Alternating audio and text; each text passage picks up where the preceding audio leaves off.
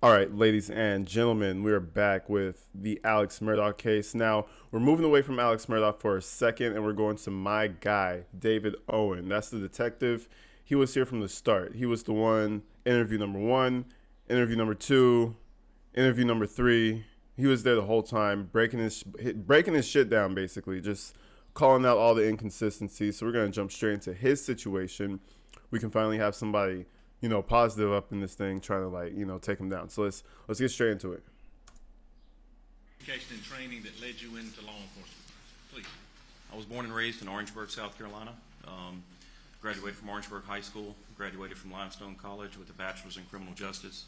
Began my law enforcement career in Orangeburg in 1996.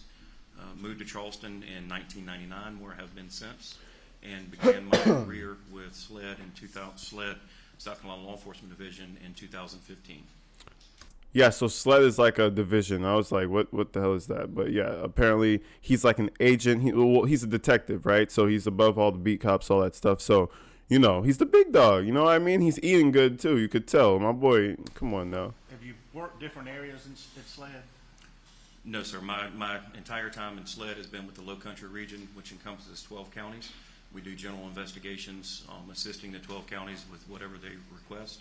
Anything from public corruption, officer-involved incidents, violent crimes, property crimes. And when you say assist, Wait, so if we're hold on. This guy in particular deals with internal investigations, crooked cops, what do you say, violent crimes, all this stuff. Why would they bring that type of agent? I guess, why would they bring that type of agent for Alex Murdaugh? I feel like from the very beginning they suspected something and they got him. You know what I mean? Like, why is he so specifically like dealing with corruption? Why not just have a homicide detective? That's interesting to note. local counties, I know what that means, but What does it mean in your world? SLED is an assisting agency. Explain it as if you call 911 for an emergency, you're going to receive local assistance from the police department or the sheriff's office. SLED's not necessarily going to show up unless requested from the local police chief or the sheriff. and is that done regularly, and has it been done regularly in your career where you've been called upon to assist local agencies? Yes, it is. Okay. Just as an aside, Okay, so I have a conspiracy that they suspected him from the start, but they did say that it is quite regular that they request assistance from this type of an agency. So I guess he's such a high profile case, they want to get it from the inside out, regardless of the suspicion. But still, I mean, I also have someone who I personally know who has like history of Alex Murdaugh. Like, she grew up in South Carolina, all that stuff. I might have an interview with her, but she has like some personal stories about growing up in the same area as Alex Murdaugh, and he's been corrupt. Like, if anybody can tell me in the comments who like grew up around his time, his era of reign, what was he like? Was he a piece of shit, or was he actually referred to as like a good guy? You know what I mean? Because in here they make it seem like he's this great guy, but we've got to know each other recently. You've got some relatives in Anderson that I knew in high school. Yes, sir. Make any other observations of the actual crime scene there itself then? Other than the placards or evidence placards that Colleton County had put out to protect evidence upon their initial arrival, I didn't go into the scene. Our crime scene unit had not arrived yet. I have a background in crime scene, so I knew not to go in and disturb anything until it was documented properly. I was aware that Colleton County had already documented or located and marked some evidence for protection purposes. So I just walked around the crime scene tape. I knew that there were dog kennels on the left. There was a big shed on the right with a large field behind it with another shed. And there were several people and several cars back behind, what I call back behind the crime scene from where I was standing. And at this point, had you seen the defendant, Alex Murdaugh? I was told that he was with the group of people behind, which was told to me to be some family members and some of his law partners. Homicide investigators are taught to treat every scene as a homicide until determined otherwise. yo, move your head, bro. This is natural, accidental, Okay. or homicide or unexplained. So automatically I was treating it as a homicide. and I didn't know if it was or not. So it was paramount that I speak with Alec Murdaugh to try to determine what he saw, what he experienced, what's going on in their lives, to kind of help guide my investigation as it progressed. Where was the defendant, Mr. Murdaugh? Mr. Murdaugh was sitting to my right in the front passenger seat. And behind him? Behind him was Detective Rutland. Okay, all right. Oh, you guys were roasting me about the detective in the back seat. I mean, his attorney in the back seat. So they're going to actually explain it right now. He's actually pointing out right now the first interview when they first got there. He was on the driver's side, Murdaugh on the right, detective on the right back, and then his lawyer in the left back. Okay, and to her left, if you will. To her left and behind me was Danny Henderson. At that time, I knew he was an attorney, but I didn't realize his involvement other than an attorney. Later on, I found out that he was a partner and Alec Murdaugh's personal attorney. And how did he get in the car? Who got in the car? I say, how did, Mr. Murdaugh? no, Danny get in the car? His lawyer. I mean, it's common if there's an attorney present that wants to be involved in the interview or sit on the interview. I allow him to sit in on the interview. It's not an issue for me. You said it was fine? It was fine. Okay. And I want to ask... Yo, this guy's he's a professional, bro. Like, he does not care. He's going to get to the bottom either way. You want your lawyer, bro? Bring him. This evidence not going away. And you could tell this is his life. You know what I mean? Like, he doesn't do anything else but read files and interrogate people. and like, you know what I mean? Like, specifically about your observations of the defendant as far as his mind, did he appear to be under the influence of anything? Any intoxicant or anything else when you were talking to him? I did not notice any intoxicants, whether it be drugs or alcohol. He looked normal. The smell of alcohol. His eyes weren't, any dilated. They weren't bloodshot. He seemed of full body and mind, other than being distraught that he had discovered his wife and son dead. Fake Did distraught. you have trouble understanding his words? No, sir, I did not. Did he appear to have trouble understanding your words? No, sir, he did not. Were his answers to your questions subject matter appropriate? Yes, they were. And were they timely? Yes. I wonder what they mean by were they timely? Like, did he take too long, or did he pause too? Like, were they time? I don't know. I'm not from this type of South. You know what I mean? I'm not from the United States South. I don't know what they mean by were they timely. You know what I mean? You guys let me know. And again, without going into the details, did he tell you roughly what happened earlier in the evening, how long he'd been at the house, when he left, and when he came back? Yes, sir. We went over his evening. And after this statement, before that, when you were out, before you got in your car, were you able just to look at him? Yes, sir. Did you shake his hand? I did shake his hand. But did you come up to him and y'all shook hands like that? Yes, sir. I introduced myself.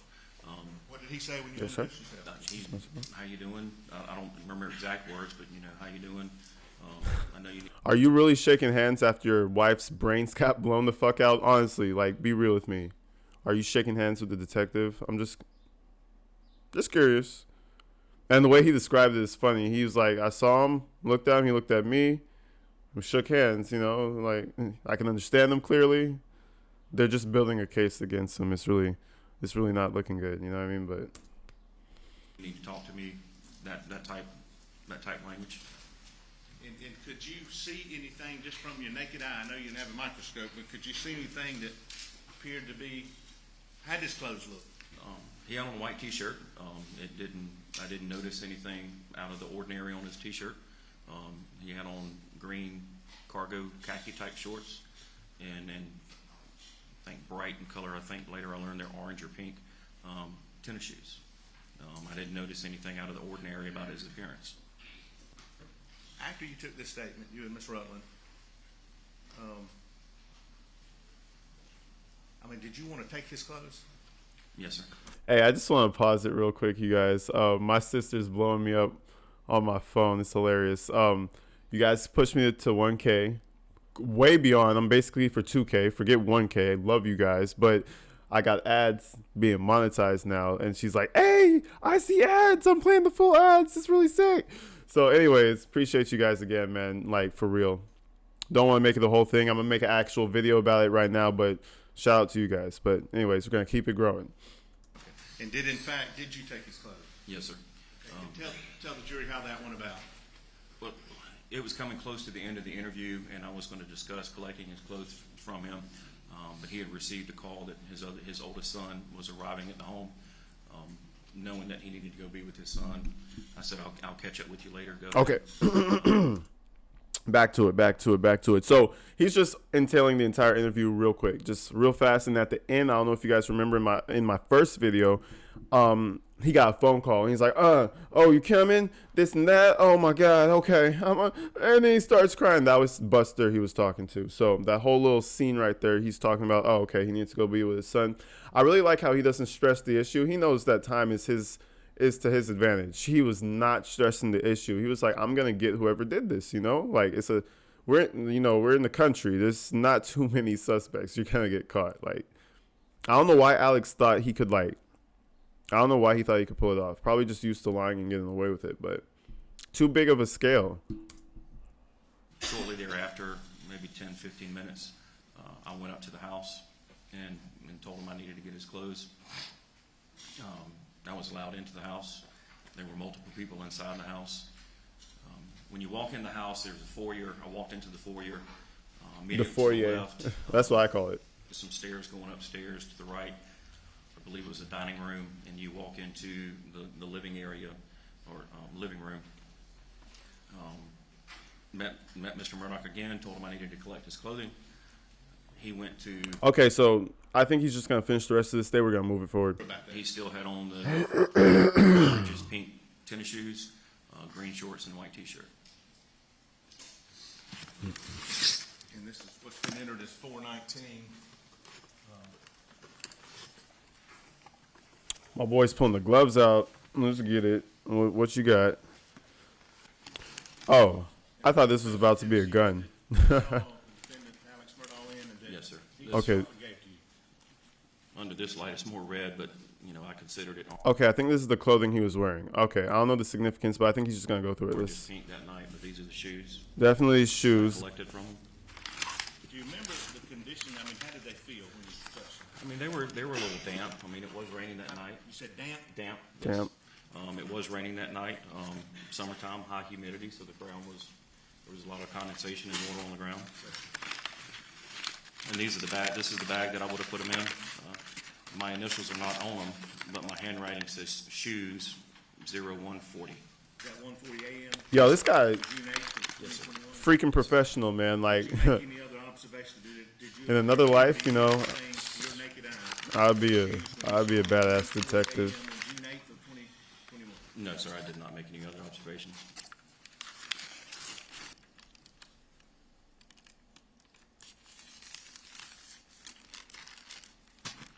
Oh my God, this is taking so long. This is why this interview is 50 minutes. Half of it is an unboxing tutorial.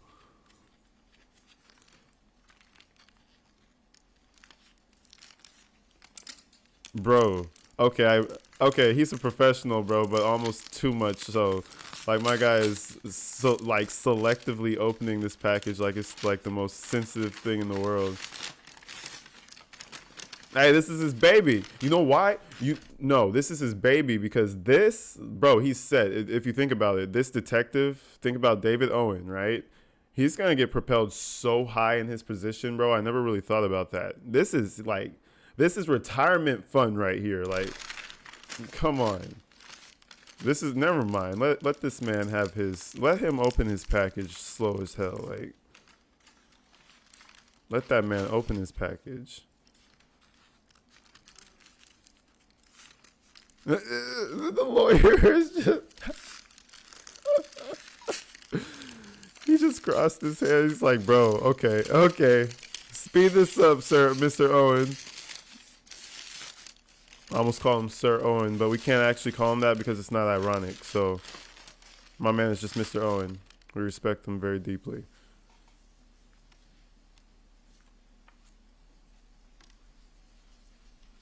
Them's the pants. That you saw defendant Alex Murdaugh wearing on June 7th, June 8th Yes, sir. of 2021? Yes, sir. And those are the same pants that you took off of Yes, sir. Alex Murdaugh, is that correct?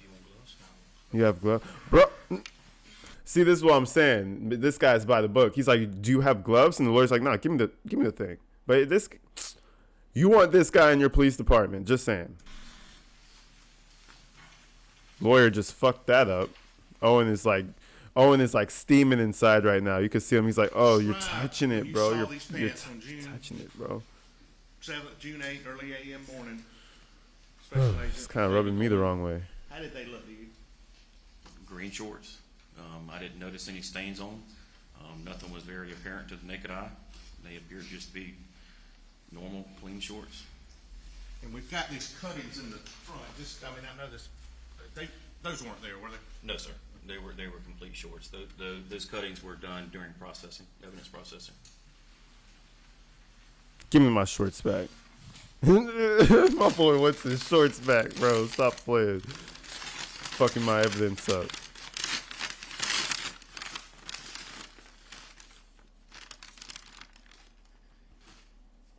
So earlier in the interview with Mr. Murdaugh, he said that CB had, or I call him CB, Mr. Rowe had not worked on Monday, that he had taken his father, and he relayed a story about Mr. Rowe having a conversation with Paul, where he was hired by the FBI out of high school to be some killer operative. So of course that kind of piqued my interest, and I needed to figure out where he was on yesterday or even that night. So Mr. Rowe, when he showed up, immediately went into an interview with him. Got his. Yo, CB Rowe was called so many bad names. Like CB Rowe was called an idiot. CB Rowe was called incompetent. Now he's called a hitman. Do you understand? Alex Murdaugh went to from calling him incompetent to a hitman to an idiot. He called another man an idiot to another man. Like he said that to another. You know what I mean? He said that to a man about another man. That's kind of, that's kind of like, I don't know. It's just, most men wouldn't do that. That's all I'm saying. That's very disrespectful. So if you were to say he's an idiot to another grown-ass man, you have to really firmly believe that this man's an idiot. But at the same time, you're calling him a hitman out of high school? His alibi, we got his statement of his events on Monday, where he corroborated that he had to take his father to the hospital or to the doctor in Mount Pleasant on that that Monday, and that he was not there on Moselle property. Not there. Not a hitman. Let me go back just a minute. At some point, the bodies of Maggie and Paul were taken away from the scene, right? Yes, sir. The coroner took custody of the bodies And that's the law. The coroner comes in and Yes, sir. takes custody, right? Yes, sir. But prior to leaving, were you able to observe from your own eyes around the bodies of Paul and Maggie? Yes, sir. And how would you describe those? Very, Bloody? very, yeah, very. The body's bloody. Yes, sir. And also, around Paul it was more because he was on concrete and in a rock driveway, and it had been raining that night, so you add the water to just going to make them run a little bit more or spread more. Maggie was on dirt, grass, so it's going to seep into the ground, so there wasn't as much blood around her as was under her. And did you, and without going into what he said, I think he's testified, did you... Okay, I had to cut like a lot of that out, but you guys get the picture. If you want to, just go to a news channel. They'll tell you in detail, but I just cut all that out. You guys can use your imagination. That's it was a scene right there. It was pretty wild. Interview Rogan Gibson. I did not interview Rogan Was Gibson. he interviewed? He was that interviewed. morning? He was interviewed on June 8th. Yes. Interviewed what? He was interviewed on June 8th. Yes. So y'all are investigating, Yes, sir. working with the locals, Yes, sir. interviewing people. Yes, sir. Did you try to determine, or did you request anybody to check the videos in the area? Yes, sir. Back up after interviewing Mr. Rowe, Dale Davis, who was the dog, took care of the dogs, also arrived on, and we interviewed him. Tried to get some information. Once we finished those interviews, our crime scene was done. We responded back to our low country office here in Walterboro. Collin County Sheriff's Office was there, 14th Circuit solicitors and their investigators were present, as well as most of our office and other agents that we called in, so we can relay to them what we had learned so far and what needed to be done. So we started assigning tasks to other agents. Did he have trouble understanding David Owen when he was asking questions in your mind? In my mind, he wasn't. Again, if I wasn't clear, I think he said, "Excuse me," or say that again if he didn't hear what I said. And of course, I repeated myself. But it wasn't that he didn't understand me. It was more so that he didn't hear me. And could you understand his words, and were they appropriate to your answer, to your Yes. questions? Yes, they were. And there's a colloquy between all of y'all and Mr. Griffin at several points on the interview, right? Yes. Did he appear to be clear in his mind, is what I'm saying? Yes, sir. And this was Hamady Day? Well, first of all, when you talked to him that first statement, how long was it after the 911 call? I interviewed him. I spoke with him, interviewed him just before 1 a.m. on June 8th, and the 911 call came in on that Monday night, approximately 10:06 p.m. So that's just a few hours. Yes, sir. Would you say it was fresh in his mind then? Yes, sir, I would. And this second interview was on what day and time? June 10th. And what time was the second? I like how every time they go into like the interview that this every time they go into like an interview that David Owen has with Murdaugh, they're trying to disprove his OxyContin addiction. That's what I'm pretty much assuming the lawyer's doing, and he's doing a really good job, because now he's saying part of his story is that, oh, I'm just addicted to these pills. That's part of my I guess blind rage that made me do this. But at the same time, every time he came to one of those interviews, the lawyer's asking, was he conscious? Did he understand you? Did you understand him? Was his mind clear? And every time Owen is saying, yeah, it was. He didn't seem to be on anything. His eyes were clear, everything. So they're trying to discredit basically his entire story. I mean, not even trying at this point. They're doing so because it's true. Like, they're just discrediting all of his story. Now, I don't know if he actually did have an OxyContin problem or whatever, but clearly he was functional enough to know, right and wrong, and, like, obviously function. 1:30-ish. Hang on just a minute, sir.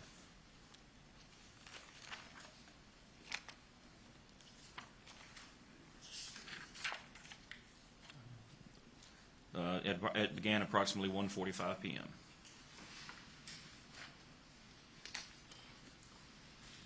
I'm sorry, 1:54 p.m. First and the second interview, Special Agent David Owen, based on your being there and listening and asking questions. Oh, I think they're about to say Was it. the defendant clear about whether or not he had gone back down to the kennels after he went to the house? No, sir. Was No. he clear that he had not gone back down there? Yes, sir. Well, that was clear. He hadn't gone down there. That was clear. Can't leave the witness. Did you have trouble understanding that? No, sir, I did not. So he said, I did not go to the kennels. No. And was he clear where In both of them. Well, we all know that. We saw it. You know what I mean? questions? Went to visit his mother in Alameda. And when he came back? When he came back, yes, sir. Well, once you tell a lie that big, when you actually were at the kennels and you actually tell the detective, like, that they called on to the case, that you weren't there, what kind of... You are guilty in some way. If you didn't kill him, you were associated with it. Like, they're not going to let you go after that. They're figuring it out. And that's the 12th. His case fell apart the second he Second lied about interview, being at the June kennel 10th. and them knowing that he was at the kennel. That's when everything just fell apart for him, and I think he knew that. I'm sorry, Yes, sir. I was skipping it. Did you collect the defendant's phone that day? I asked for consent to do a cell phone extraction. Dylan Hightower with the 14th Circuit actually conducted that extraction, and he conducted a logical extraction while Mr. Murdaugh was being interviewed. Yep, that's when they say we need to take his phone. They're right back there extracting all his information. So there's two types of. I'm not a cell phone expert, but what I understand is logical extract. There's two types: logical and physical. Logical, it's basically the surface of your phone. You get phone calls, text messages, emails, photographs, very basic information.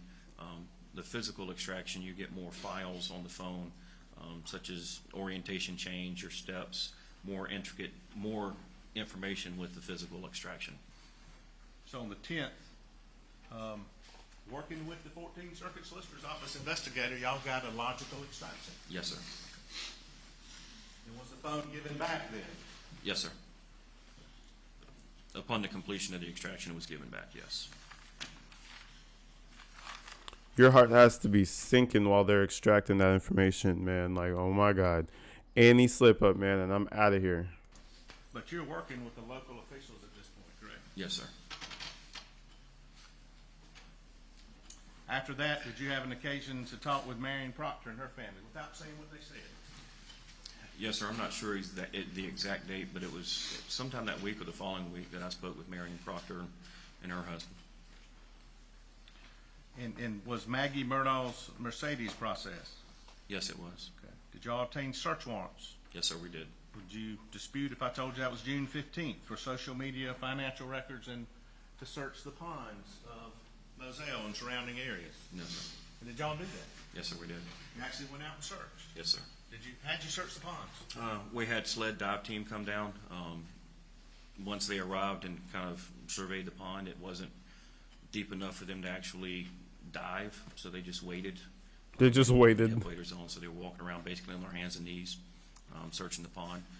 There were some other waterways and ponds on the property that were searched.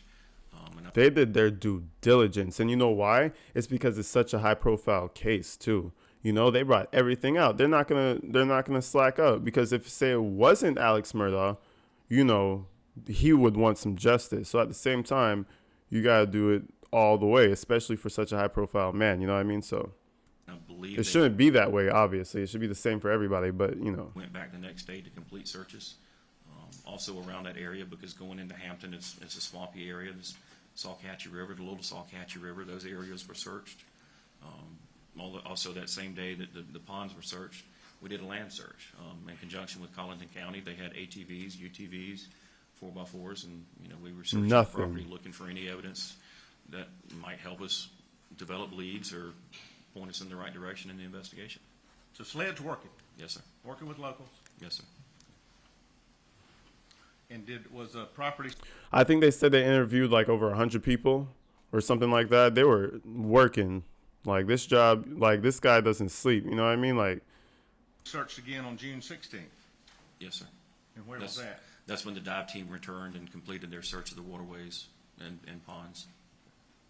all right, so he goes on to explain the third interview where they really start to crack him down, but we're going to stop it right here. Continuing on, I know you guys have been super interested in the Alex Murdaugh case, and we're taking this all the way to the end.